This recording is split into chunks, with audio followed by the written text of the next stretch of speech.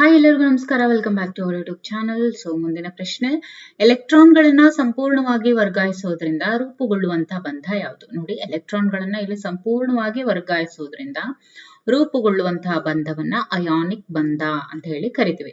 ಇನ್ನು ಎಲೆಕ್ಟ್ರಾನ್ಗಳನ್ನ ಹಂಚಿಕೊಳ್ಳೋದ್ರಿಂದ ರೂಪುಗೊಳ್ಳುವಂತಹ ಬಂಧ ಯಾವುದು? ದಟ್ ಇಸ್ ಸಹವೇಲೆನ್ಸಿ ಬಂಧ. ಅಯಾನಿಕ್ ಬಂಧವು ಸಾಮಾನ್ಯವಾಗಿ ಯಾವ ಪರಮಾಣುಗಳ ನಡುವೆ ರೂಪುಗೊಳ್ಳುತ್ತೆ?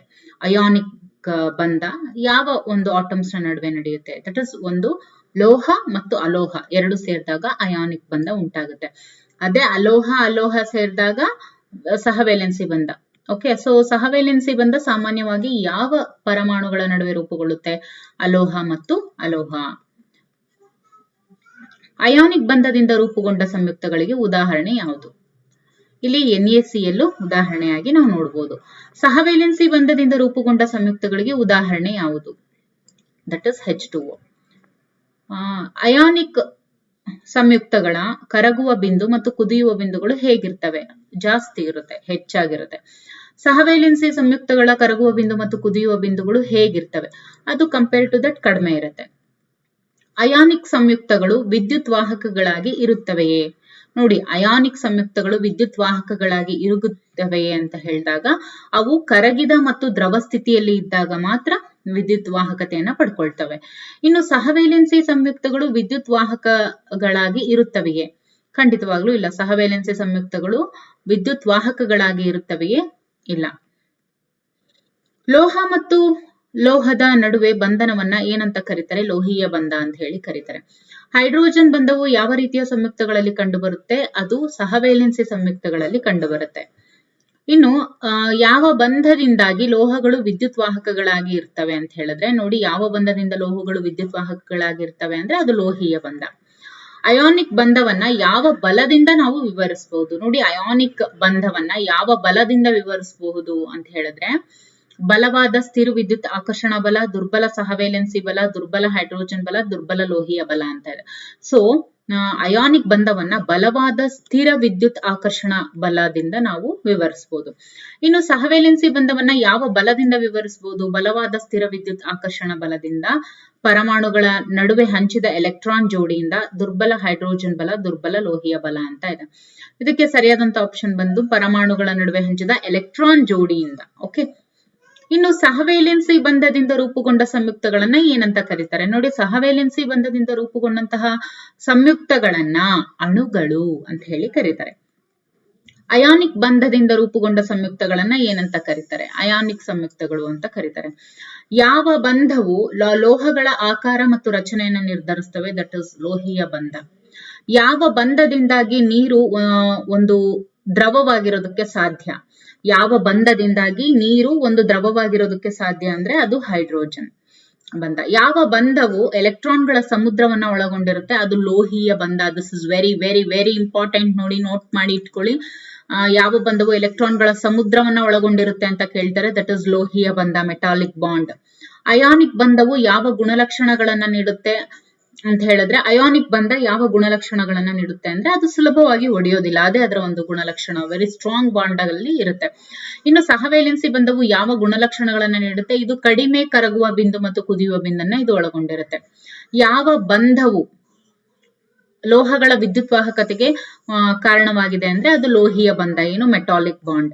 ನೀರಿನಲ್ಲಿ ಕರಗುವ ಅಯಾನಿಕ್ ಸಂಯುಕ್ತಕ್ಕೆ ಉದಾಹರಣೆ ಯಾವುದು? ಅಯಾನಿಕ್ ಸಂಯುಕ್ತಕ್ಕೆ ಅಂದ್ರೆ ನೀರಿನಲ್ಲಿ ಕರಗುವಂತಹ ಅಯಾನಿಕ್ ಸಂಯುಕ್ತಕ್ಕೆ ಒಂದು ಉದಾಹರಣೆ ಅಂದ್ರೆ ನೀರಿನಲ್ಲಿ ಕರಗುವಂತಹ ಒಂದು ಅಯಾನಿಕ್ ಕಾಂಪೌಂಡ್ಗೆ ಎಕ್ಸಾಂಪಲ್ ಕೊಡಿ ಅಂತ ಕೇಳಿದರೆ ದಟ್ ಇಸ್ NaCl, ಉಪ್ಪು. ಲೋಹ ಮತ್ತು ಅಲೋಹಗಳ ನಡುವೆ ವಿದ್ಯುತ್ ಋಣತ್ವದ ವ್ಯತ್ಯಾಸ ಹೆಚ್ಚಿದ್ರೆ ಯಾವ ಬಂಧ ರೂಪುಗೊಳ್ಳುತ್ತೆ? ಇಲ್ಲಿ ಏನ್ ಹೇಳಿದರೆ? ಲೋಹ ಮತ್ತು ಅಲೋಹ ನಡುವೆ. ಸೊ ಲೋಹ ಮತ್ತು ಅಲೋಹ ನಡುವೆ ಆಗುವಂತ ಬಂಧ ಯಾವುದು? ಅಯಾನಿಕ್ ಬಂಧ, ಹೌದಲ್ವಾ? ಸೊ ಇಲ್ಲಿ ಅಕಸ್ಮಾತ್ ವಿದ್ಯುತ್ ಋಣತ್ವದ ವ್ಯತ್ಯಾಸ ಹೆಚ್ಚಾದ್ರೆ, ಎಲೆಕ್ಟ್ರೋನೆಗೆಟಿವಿಟಿ ಹೆಚ್ಚಾದ್ರೆ ಏನು? ದಟ್ ಇಸ್ ಅಯಾನಿಕ್ ಬಂಧ. ಅಲೋಹ ಮತ್ತು ಅಲೋಹಗಳ ನಡುವೆ ವಿದ್ಯುತ್ ಋಣತ್ವದ ವ್ಯತ್ಯಾಸ ಕಡಿಮೆ ಇದ್ರೆ ಯಾವ ಬಂಧ ರೂಪುಗೊಳ್ಳುತ್ತೆ? ಅದು ಸಹವೇಲೆನ್ಸಿ ಬಂಧ. ಯಾವ ಬಂಧವು ಧ್ರುವೀಯ ಮತ್ತು ಅಧ್ರುವೀಯ ಎಂಬ ಎರಡು ವಿಧಗಳನ್ನ ಹೊಂದಿದೆ ಅಂದ್ರೆ ಅದು ಸಹವೇಲೆನ್ಸಿ, ಮೀನ್ಸ್ ಕೋವಾಲೆಂಟ್ ಬಾಂಡ್. ಕೋವಾಲೆಂಟ್ ಬಾಂಡ್ ಪೋಲಾರ್ ಮತ್ತೆ ನಾನ್ ಪೋಲಾರ್ ಅಂತ ಹೇಳಿ ಎರಡು ವಿಧಗಳನ್ನ ಹೊಂದಿದೆ. ಧ್ರುವೀಯ ಮೀನ್ಸ್ ಪೋಲಾರ್, ಆಮೇಲೆ ನಾನ್ ಪೋಲಾರ್ ಅಧ್ರುವೀಯ ಅಂತ ಹೇಳಿ ಎರಡು ವಿಧಗಳನ್ನ ಈ ಕೋವಾಲೆಂಟ್ ಬಾಂಡ್ ಒಳಗೊಂಡಿದೆ. ಹಾಗಾದ್ರೆ ಧ್ರುವೀಯ ಸಹವೇಲೆನ್ಸಿ ಬಂಧಕ್ಕೆ ಉದಾಹರಣೆ ಯಾವುದು ಅಂದ್ರೆ ಪೋಲಾರ್ ಕೋವಾಲೆಂಟ್ ಬಾಂಡ್ಗೆ ಉದಾಹರಣೆ ಯಾವುದು ಅಂದ್ರೆ H2O. ಓಕೆ, ಇನ್ನು ನಾನ್ ಪೋಲಾರ್ಗೆ ಉದಾಹರಣೆ ಯಾವುದು ಅಂತ ಹೇಳಿದ್ರೆ ದಟ್ ಇಸ್ ಹೈಡ್ರೋಜನ್ ಅಣು H2. ಅಂದ್ರೆ ಇದು ಹೆಚ್ಚು ಸೇಮ್ ನಂಬರ್ ಆಫ್ ಆಟಮ್ಸ್ ಅನ್ನ ಒಳಗೊಂಡಿರುತ್ತೆ. ಬಟ್ ಇಲ್ಲಿ ಯಾವುದೇ ಒಂದು ಅಂದ್ರೆ ಅನ್ಈಕ್ವಲ್ ಆಟಮ್ಸ್ ಅನ್ನ ಪೋಲಾರ್ ಅಲ್ಲಿ ಒಳಗೊಂಡಿರುತ್ತೆ. ಅಯಾನಿಕ್ ಬಂಧವು ಯಾವ ರೀತಿಯ ಸಂಯುಕ್ತಗಳಲ್ಲಿ ಕಂಡು ಬರುತ್ತೆ? ವಿದ್ಯುತ್ ಸಂಯುಕ್ತಗಳಲ್ಲಿ ಕಂಡು ಬರುತ್ತೆ. ಇನ್ನು ಸಹವೇಲೆನ್ಸಿ ಬಂಧವು ಯಾವ ರೀತಿಯ ಸಂಯುಕ್ತಗಳಲ್ಲಿ ಕಂಡು ಬರುತ್ತೆ? ಅದು ಆಣ್ವಿಕ ಸಂಯುಕ್ತಗಳಲ್ಲಿ ಕಂಡು ಬರುತ್ತೆ. ಲೋಹೀಯ ಬಂಧದ ಮುಖ್ಯ ಗುಣಲಕ್ಷಣಗಳಲ್ಲಿ ಒಂದು ಯಾವುದು? ದಟ್ ಇಸ್ ಒಂದು ನಮ್ಯತೆ, ಇನ್ನೊಂದು ಹೊಳಪು. ಯಾವ ಬಂಧದಿಂದಾಗಿ ಲೋಹಗಳು ಮೃದು ಆಗ್ತವೆ ಅಂತ ಹೇಳಿದ್ರೆ ನೋಡಿ, ಲೋಹಗಳು ಯಾವ ಒಂದು ಬಂಧದಿಂದ ಮೃದು ಆಗ್ತವೆ, ಸಾಫ್ಟ್ ಅಂತ ಅನ್ಸ್ಕೊಳ್ತವೆ, ದಟ್ ಇಸ್ ಮೆಟಾಲಿಕ್ ಬಾಂಡ್. ಯಾವ ಬಂಧವು ಲೋಹಗಳ ಕರಗುವ ಬಿಂದುವನ್ನ ಹೆಚ್ಚಿಸೋದಕ್ಕೆ ಕಾರಣ ಆಗತ್ತೆ? ದಟ್ ಇಸ್ ಲೋಹೀಯ ಬಂಧ. ಅಯಾನಿಕ್ ಸಂಯುಕ್ತಗಳು ಸಾಮಾನ್ಯವಾಗಿ ಯಾವ ಸ್ಥಿತಿಯಲ್ಲಿ ಇರ್ತವೆ? ಅವು ಘನ ಸ್ಥಿತಿಯಲ್ಲಿ ಇರ್ತವೆ. ಇದನ್ನ ನಾವು ಆಲ್ರೆಡಿ ನೋಡಿದ್ವಿ. ಸಹವೇಲೆನ್ಸಿ ಸಂಯುಕ್ತಗಳು ಯಾವ ಸ್ಥಿತಿಯಲ್ಲಿ ಇರ್ತವೆ? ಘನ, ದ್ರವ, ಅನಿಲ, ಮೂರೂ ಸ್ಥಿತಿಗಳಲ್ಲಿ ಇವು ಲಭ್ಯ ಇರ್ತವೆ. ಯಾವ ಬಂಧದಿಂದಾಗಿ ಅಣುಗಳು ಪರಸ್ಪರ ಹಿಡಿದಿಡಲ್ಪಟ್ಟಿರ್ತವೆ? ದಟ್ ಇಸ್ ಸಹವೇಲೆನ್ಸಿ ಬಂಧ. ಯಾವ ಬಂಧವು ನೀರಿನ ಆಣ್ವಿಕ ರಚನೆಯನ್ನ ನಿರ್ಧರಿಸುತ್ತೆ? ದಟ್ ಇಸ್ ಸಹವೇಲೆನ್ಸಿ ಬಂಧ. ಯಾವ ಬಂಧ ಒಂದು ಅಣುವಿನ ಧ್ರುವೀಯತೆ ಮತ್ತು ಇನ್ನೊಂದು ಅಣುವಿನ ನಡುವಿನ ಆಕರ್ಷಣ ಬಲದಿಂದ ಉಂಟಾಗುತ್ತೆ? ದಟ್ ಇಸ್ ಹೈಡ್ರೋಜನ್ ಬಂಧ. ಓಕೆ, ಇನ್ನು ಅಯಾನಿಕ್ ಬಂಧವು ಯಾವ ಪರಮಾಣುಗಳ ನಡುವೆ ರೂಪುಗೊಳ್ಳುತ್ತೆ? ಯಾವ ಪರಮಾಣುಗಳ ನಡುವೆ ರೂಪುಗೊಳ್ಳುತ್ತೆ ಅಂತ ಹೇಳಿದ್ರೆ ದಟ್ ಈಸ್ ಎಲೆಕ್ಟ್ರಾನ್ಗಳನ್ನ ಬಿಟ್ಟುಕೊಡುವ ಮತ್ತು ಎಲೆಕ್ಟ್ರಾನ್ಗಳನ್ನ ಪಡೆಯುವ ಪರಮಾಣುಗಳ ನಡುವೆ ಇದು ರೂಪುಗೊಳ್ಳುತ್ತೆ. ಓಕೆ, ಸಹವೇಲೆನ್ಸಿ ಬಂಧವು ಯಾವ ಪರಮಾಣುಗಳ ನಡುವೆ ರೂಪುಗೊಳ್ಳುತ್ತೆ? ಇದು ಬಿಟ್ಕೊಡೋದೆಲ್ಲ ಇಲ್ಲ, ಇಲ್ಲಿ ಹಂಚಿಕೊಳ್ಳುವ ಅಂದ್ರೆ ಎಲೆಕ್ಟ್ರಾನ್ಗಳನ್ನ ಹಂಚಿಕೊಳ್ಳುವ ಪರಮಾಣುಗಳು ಇವುಗಳ ನಡುವೆ ನಡೆಯುತ್ತೆ. ಇನ್ನು ಯಾವ ಬಂಧವು ಅಷ್ಟಕ ನಿಯಮವನ್ನು ಪಾಲಿಸುತ್ತೆ? ಒಂದು ಅಯಾನಿಕ್ ಬಂಧ ಮತ್ತು ಸಹವೇಲೆನ್ಸಿ ಬಂಧ ಇವೆರಡೂ ಕೂಡ ಏನು ಆಕ್ಟೇಟ್ ರೂಲ್ ಅನ್ನ ಫಾಲೋ ಮಾಡ್ತವೆ. ಓಕೆ, ಆಕ್ಟೇಟ್ ರೂಲ್ ಅನ್ನ ಫಾಲೋ ಮಾಡುವಂಥದ್ದು. ಅಯಾನಿಕ್ ಬಂಧದಿಂದ ರೂಪುಗೊಂಡ ಸಂಯುಕ್ತಗಳನ್ನ ಏನಂತ ಕರೀತಾರೆ? ನೋಡಿ, ಅಯಾನಿಕ್ ಬಂಧದಿಂದ ಏನೆಲ್ಲ ರೂಪುಗೊಂಡಿರ್ತಾವಲ್ವಾ ಸಂಯುಕ್ತಗಳು, ಅವುಗಳನ್ನ ಜಾಲರಿ ರಚನೆಗಳು ಅಂತ ಹೇಳಿ ಕರೀತಾರೆ. ಇನ್ನು ಸಹವೇಲೆನ್ಸಿ ಬಂಧದಿಂದ ರೂಪುಗೊಂಡಂತಹ ಸಂಯುಕ್ತಗಳನ್ನ ಏನಂತ ಕರೀತಾರೆ? ದಟ್ ಇಸ್ ಅಣುಗಳು ಅಂತ ಹೇಳಿ ಕರೀತಾರೆ. ಯಾವ ಬಂಧವು ಬಲವಾಗುವುದರಿಂದ ಸಂಯುಕ್ತಗಳು ಹೆಚ್ಚಿನ ಕರಗುವ ಬಿಂದುವನ್ನ ಹೊಂದಿರ್ತವೆ? ಅಯಾನಿಕ್ ಬಂಧ. ಯಾವ ಬಂಧದಿಂದಾಗಿ ಸಂಯುಕ್ತಗಳು ಕಡಿಮೆ ಕರಗುವ ಬಿಂದುವನ್ನು ಹೊಂದಿರ್ತವೆ? ದಟ್ ಇಸ್ ಸಹವೇಲೆನ್ಸಿ ಬಂಧ. ಯಾವ ರೀತಿಯ ಸಂಯುಕ್ತಗಳು ನೀರಿನಲ್ಲಿ ಚೆನ್ನಾಗಿ ಕರಗ್ತವೆ? ದಟ್ ಇಸ್ ಅಯಾನಿಕ್ ಸಂಯುಕ್ತಗಳು. ಫಾರ್ ಎಕ್ಸಾಂಪಲ್, ನೀರಲ್ಲಿ ಉಪ್ಪನ್ನ ಹಾಕಿ ನೀವು ನೋಡ್ಬೋದು.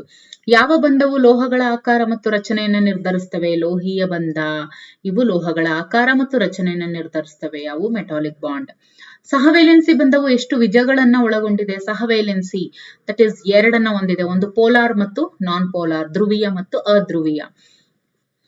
ಒಂದು ಪರಮಾಣು ಎಲೆಕ್ಟ್ರಾನ್ಗಳನ್ನ ಕಳೆದುಕೊಂಡಾಗ ಏನಾಗುತ್ತೆ? ಒಂದು ಪರಮಾಣು ಎಲೆಕ್ಟ್ರಾನ್ ಅನ್ನ ಕಳೆದುಕೊಂಡಾಗ ಏನಾಗುತ್ತೆ? ಅದು ಧನಾತ್ಮಕ ಅಯಾನ್ ಆಗುತ್ತೆ. ಅಂದ್ರೆ ಇನ್ನೊಂದನ್ನ ಪಡ್ಕೊಳ್ಳೋದಕ್ಕೆ ಅದು ಶಕ್ತವಾಗಿರುತ್ತೆ. ಒಂದು ಪರಮಾಣು ಎಲೆಕ್ಟ್ರಾನ್ಗಳನ್ನ ಪಡೆದುಕೊಂಡಾಗ ಏನಾಗುತ್ತೆ? ಋಣಾತ್ಮಕ ಅಯಾನ್ ಆಗುತ್ತೆ. ಅಂದ್ರೆ ಅದು ಕಳ್ಕೊಳ್ಳೋದಕ್ಕೆ ರೆಡಿ ಇರುತ್ತೆ, ಯಾಕಂದ್ರೆ ಜಾಸ್ತಿ ಇರುತ್ತಲ್ವಾ, ಕೊಡೋದಕ್ಕೆ ರೆಡಿ ಇರುತ್ತೆ ಅಂತ. ಇನ್ನು ಅಯಾನಿಕ್ ಸಂಯುಕ್ತಗಳಲ್ಲಿ ಆವೇಶದ ಅಯಾನುಗಳನ್ನ ಯಾವುದು ಹಿಡಿದಿಡುತ್ತೆ? ದಟ್ ಇಸ್ ಪರಸ್ಪರ ಆಕರ್ಷಣೆ ಇದ್ರೆ ಮಾತ್ರ ಹಿಡಿದಿಡುತ್ತೆ. ಯಾವ ಬಂಧವು ಅಣುಗಳ ರಾಸಾಯನಿಕ ಪ್ರತಿಕ್ರಿಯೆಯನ್ನ ನಿರ್ಧರಿಸುತ್ತೆ? ದಟ್ ಇಸ್ ರಾಸಾಯನಿಕ ಸಹವೇಲೆನ್ಸಿ ಬಂಧ. ಸಹವೇಲೆನ್ಸಿ ಬಂಧಗಳು ಯಾವ ಭೌತಿಕ ಗುಣಲಕ್ಷಣಗಳನ್ನ ಹೊಂದಿವೆ? ನೋಡಿ, ಸಹವೇಲೆನ್ಸಿ ಬಂಧಗಳು ಯಾವ ಗುಣಲಕ್ಷಣ ಅಂದ್ರೆ ಭೌತಿಕ ಗುಣಲಕ್ಷಣಗಳನ್ನ ಹೇಳೋದಾದ್ರೆ, ಫಿಸಿಕಲ್ ಕ್ಯಾರೆಕ್ಟರಿಸ್ಟಿಕ್ಸ್ ಅನ್ನ ಹೇಳೋದಾದ್ರೆ, ಫಿಸಿಕಲ್ ಪ್ರಾಪರ್ಟೀಸ್ ಅನ್ನ ಹೇಳೋದಾದ್ರೆ, ಕೋವಾಲೆಂಟ್ ಬಾಂಡ್ಗಳು ಯಾವೆಲ್ಲ ಒಂದು ಗುಣಗಳನ್ನ ಹೊಂದಿದವೆ ಅಂತ ಹೇಳಿದ್ರೆ, ಹೆಚ್ಚಿನ ಕರಗುವ ಬಿಂದು ಇಲ್ಲ, ಹೆಚ್ಚಿನ ವಾಹಕತೆ ಇಲ್ಲ, ಮೃದುವಾದ ಮತ್ತು ಕಡಿಮೆ ಸಾಂದ್ರತೆ ಇದನ್ನ ಒಳಗೊಂಡಿದೆ. ಹೌದಾ? ನೋಡೋಣ ಸರಿಯಾದಂತ ಉತ್ತರ. ಎಸ್, ಮೃದುವಾದ ಮತ್ತು ಕಡಿಮೆ ಸಾಂದ್ರತೆ. ಅಯಾನಿಕ್ ಬಂಧಗಳು ಯಾವ ಭೌತಿಕ ಗುಣಲಕ್ಷಣಗಳನ್ನ ಹೊಂದಿದವೆ? ಅಯಾನಿಕ್ ಬಂಧಗಳು ಗಟ್ಟಿಯಾದ ಮತ್ತು ಬಿದುರ. ಅಧ್ರುವೀಯ means non polar covalent bond ಯಾವ ಅಂಶಗಳಿಂದ ರೂಪುಗೊಳ್ಳುತ್ತೆ ಅಂದ್ರೆ ಅದು ಒಂದೇ ರೀತಿಯ ಪರಮಾಣುಗಳಿಂದ ಇದು ರೂಪುಗೊಳ್ಳುತ್ತೆ. Okay, means for example H2, N2, O2 ಈ ತರ. ಧ್ರುವೀಯ ಸಹವೇಲೆನ್ಸಿ ಬಂಧವು ಯಾವ ಅಂಶಗಳಿಂದ ರೂಪುಗೊಳ್ಳುತ್ತೆ? ಇದು ವಿಭಿನ್ನ ರೀತಿಯ ಪರಮಾಣುಗಳು. ಫಾರ್ ಎಕ್ಸಾಂಪಲ್ H2O, ಓಕೆ, ಆಮೇಲೆ NaOH ಈ ತರ. ಯಾವ ಬಂಧವು ಒಂದು ಅಣುವಿನ ಧನಾತ್ಮಕ ಭಾಗ ಮತ್ತು ಇನ್ನೊಂದು ಅಣುವಿನ ಋಣಾತ್ಮಕ ಭಾಗದ ನಡುವೆ ಇರುತ್ತೆ ನೋಡಿ. ಯಾವ ಬಂಧವು ಒಂದು ಅಣುವಿನ ಧನಾತ್ಮಕ ಭಾಗ ಮತ್ತು ಇನ್ನೊಂದು ಅಣುವಿನ ಋಣಾತ್ಮಕ ಭಾಗದ ನಡುವೆ ಇರುತ್ತೆ ಅಂತ ಕೇಳಿದರೆ ದಟ್ ಇಸ್ ಯಾವಾಗ್ಲೂ ಹೈಡ್ರೋಜನ್. ಹೈಡ್ರೋಜನ್ ಏನಿದೆಯಲ್ಲ, ಯಾವ ಬಂಧ, ಹೈಡ್ರೋಜನ್ ಬಂಧ ಏನಿರುತ್ತಲ್ವಾ ಅದು ಒಂದು ಅಣುವಿನ ಧನಾತ್ಮಕ ಭಾಗ ಮತ್ತು ಇನ್ನೊಂದು ಅಣುವಿನ ಋಣಾತ್ಮಕ ಭಾಗದ ನಡುವೆ ಇರುವಂತದ್ದು. ಲೋಹೀಯ ಬಂಧವು ಯಾವ ಗುಣಲಕ್ಷಣಗಳನ್ನ ನೀಡುತ್ತೆ? ಹೊಳಪು ಮತ್ತು ನಮ್ಯತೆಯನ್ನ ನೀಡುತ್ತೆ. ಅಯಾನಿಕ್ ಬಂಧವನ್ನ ಯಾವ ನಿಯಮದಿಂದ ವಿವರಿಸಬಹುದು? ದಟ್ ಇಸ್ ಆಕ್ಟೇಟ್ ರೂಲ್, ಅಷ್ಟಕ ನಿಯಮದಿಂದ. ಸಹವೇಲೆನ್ಸಿ ಬಂಧವನ್ನ ಯಾವ ನಿಯಮದಿಂದ ನಾವು ವಿವರಿಸಬಹುದು? ಅದು ಕೂಡ ಅಷ್ಟಕ ನಿಯಮದಿಂದ. ಗೊತ್ತಾಯ್ತಾ ನೋಡಿ, ಅಯಾನಿಕ್ ಬಂಧವನ್ನ ಮತ್ತು ಸಹವೇಲೆನ್ಸಿ ಬಂಧವನ್ನ ಎರಡನ್ನೂ ಕೂಡ ಈ ಒಂದು ಅಷ್ಟಕ ನಿಯಮ ಆಕ್ಟೇಟ್ ರೂಲ್ ಇಂದ ವಿವರಿಸಬಹುದು. ಅಯಾನಿಕ್ ಸಂಯುಕ್ತಗಳು ಸಾಮಾನ್ಯವಾಗಿ ದ್ರಾವಣದಲ್ಲಿ ಯಾಕೆ ಕರಗ್ತವೆ ಅಂತ ಹೇಳಿದ್ರೆ ಅವುಗಳು ಅಯಾನುಗಳನ್ನ, ನೀರಿನ ಅಣುಗಳು ಸುತ್ತುವರೆದೋದ್ರಿಂದ. ಓಕೆ, ಅಂದ್ರೆ ಈ ಅಯಾನ್ಸ್ ಏನಿರ್ತಾವಲ್ವಾ ಆ ಒಂದು ಅಯಾನ್ಗಳನ್ನ ವಾಟರ್ ಅಲ್ಲಿ ಹಾಕಿದಾಗ ಏನಾಗುತ್ತೆ, ವಾಟರ್ ಅಲ್ಲಿ ಇರುವಂತ ಅಣುಗಳು ಅದನ್ನ ಸುತ್ತುವರಿಯುತ್ತೆ, ಹಾಗಾಗಿ ಕರಗುತ್ತೆ. ಇನ್ನು ಸಹವೇಲೆನ್ಸಿ ಸಂಯುಕ್ತಗಳು ನೀರಿನಲ್ಲಿ ಏಕೆ ಕರಗೋದಿಲ್ಲ ಅಂದ್ರೆ ಅವುಗಳು ಅಯಾನ್ಗಳನ್ನ ರೂಪಿಸೋದಿಲ್ಲ, ಹಾಗಾಗಿ ಅದು ಕರಗೋದಿಲ್ಲ. ಓಕೆ, ಅವು ಅಯಾನ್ಗಳನ್ನ ರೂಪಿಸೋದಿಲ್ಲ, ಹಾಗಾಗಿ ಅವು ಕರಗೋದಿಲ್ಲ. ಅದು ಬಿಟ್ಟು ಅವುಗಳ ಬಂಧ ಬಲವಾಗಿರೋದ್ರಿಂದ ಆಯ್ತು, ಧ್ರುವೀಯ ಗುಣಗಳನ್ನ ಹೊಂದಿರುವುದಿಲ್ಲ, ಇದೆಲ್ಲ ರಾಂಗ್ ಆನ್ಸರ್. ಸರಿಯಾದಂತ ಆಪ್ಷನ್ ಏನು ಅಂದ್ರೆ ಅಯಾನುಗಳನ್ನ ರೂಪಿಸೋದಿಲ್ಲ. ಯಾವ ಬಂಧವು ಲೋಹಗಳ ಉಷ್ಣವಾಹಕತೆಗೆ ಕಾರಣವಾಗಿದೆ? ಉಷ್ಣವಾಹಕತೆಗೆ ಕಾರಣವಾಗಿರುವಂತದ್ದು ಲೋಹೀಯ ಬಂಧ. ಯಾವ ರೀತಿಯ ಸಂಯುಕ್ತಗಳು ಶಾಖ ಮತ್ತು ವಿದ್ಯುತ್ನ ಉತ್ತಮ ವಾಹಕಗಳು ಅಂತ ಹೇಳಿದ್ರೆ ಲೋಹೀಯ ಸಂಯುಕ್ತಗಳು. ಅಯಾನಿಕ್ ಸಂಯುಕ್ತಗಳನ್ನ ಯಾವ ವಿಧಾನದಿಂದ ನಾವು ಬೇರ್ಪಡಿಸಬಹುದು ಅಂದ್ರೆ ಅದು ರಾಸಾಯನಿಕ ವಿಘಟನೆಯಿಂದ ಮಾತ್ರ ಸಾಧ್ಯ. ಸಹವೇಲೆನ್ಸಿ ಸಂಯುಕ್ತಗಳು ಯಾವಾಗ ಅಣುಗಳಾಗಿ ಇರ್ತವೆ? ನೋಡಿ, ಸಹವೇಲೆನ್ಸಿ ಸಂಯುಕ್ತಗಳು ಅಂದ್ರೆ ಕೋವಾಲೆಂಟ್ ಕಾಂಪೌಂಡ್ಸ್ ಅಂತ ಏನ್ ಕರಿತೀವಿ ಅವು ಯಾವಾಗ ಅಣುಗಳಾಗಿ ಇರ್ತವೆ ಅಂದ್ರೆ ಘನ ಸ್ಥಿತಿಯಲ್ಲಿ, ದ್ರವ ಸ್ಥಿತಿಯಲ್ಲಿ, ಅನಿಲ ಸ್ಥಿತಿಯಲ್ಲಿ, ಎಲ್ಲಾ ಸ್ಥಿತಿಯಲ್ಲೂ ಕೂಡ ಅವು ಅಣುಗಳಾಗಿ ಇರ್ತವೆ. ಯಾವ ಬಂಧವು ಲೋಹಗಳ ಆವಿ ಮತ್ತು ದ್ರವ ಸ್ಥಿತಿಯಲ್ಲೂ ಇರ್ತವೆ ಅಂದ್ರೆ ಲೋಹಗಳ ಆವಿ ಮತ್ತು ದ್ರವ ಅಂದ್ರೆ ಒಂದು ಲೋಹ ಆವಿ ಆದಾಗ್ಲೂ ಮತ್ತೆ ಆ ಒಂದು ಮೆಟಲ್ ಲಿಕ್ವಿಡ್ ಸ್ಟೇಟ್ಗೆ ಬಂದಾಗ್ಲೂ ಕೂಡ ಇರುವಂತದ್ದು ಅಂದ್ರೆ ಅದು ಲೋಹೀಯ ಬಂಧ. ಇನ್ನು ಹೈಡ್ರೋಜನ್ ಬಂಧವು ಒಂದು ಅಣುವನ್ನ ಇನ್ನೊಂದು ಅಣುವಿನೊಂದಿಗೆ ಹೇಗೆ ಬಂಧಿಸುತ್ತೆ? ಎಲೆಕ್ಟ್ರಾನ್ಗಳನ್ನ ಹಂಚಿಕೊಳ್ಳೋದ್ರ ಮೂಲಕ, ಬಲವಾದ ಸ್ಥಿರ ವಿದ್ಯುತ್ ಆಕರ್ಷಣಾ ಬಲದಿಂದ, ಪ್ರೋಟಾನ್ಗಳನ್ನ ಹಂಚಿಕೊಳ್ಳೋದ್ರ ಮೂಲಕ, ದುರ್ಬಲ ವಾಂಡರ್ವಾಲ್ ಫೋರ್ಸ್ ಅಂತ ಇದೆ. ಇದಕ್ಕೆ ಸರಿಯಾದಂತ ಉತ್ತರ ಯಾವುದು ಅಂದ್ರೆ ಬಲವಾದ ಸ್ಥಿರ ವಿದ್ಯುತ್ ಆಕರ್ಷಣಾ ಬಲದಿಂದ. ಬಲವಾದ ಸ್ಥಿರ ವಿದ್ಯುತ್ ಆಕರ್ಷಣಾ ಬಲದಿಂದ ಹೈಡ್ರೋಜನ್ ಬಂಧ ಒಂದು ಅಣುವನ್ನ ಇನ್ನೊಂದು ಅಣುವಿನೊಂದಿಗೆ ಬಂಧಿಸೋದಕ್ಕೆ ಸಾಧ್ಯ ಆಗಿದೆ. ಇನ್ನು ಅಯಾನಿಕ್ ಸಂಯುಕ್ತಗಳ ಕರಗಿದ ರೂಪದಲ್ಲಿ ಯಾವ ಕಣಗಳು ವಿದ್ಯುತ್ತನ್ನ ಹರಿಯಬಿಡ್ತವೆ? ಅಯಾನಿಕ್ ಸಂಯುಕ್ತಗಳ ಕರಗಿದ ರೂಪದಲ್ಲಿ ನೋಡಿ, ಅಯಾನಿಕ್ ಸಂಯುಕ್ತಗಳು ಅಂದ್ರೆ ಅಯಾನಿಕ್ ಕಾಂಪೌಂಡ್ಸ್ ಏನಿದೆ ಅವುಗಳ ಕರಗಿದ ರೂಪದಲ್ಲಿ ಯಾವ ಕಣಗಳು ವಿದ್ಯುತ್ತನ್ನ ಹರಿದು ಬಿಡ್ತವೆ ಅಂದ್ರೆ ದಟ್ ಇಸ್ ಅಯಾನ್ಸ್.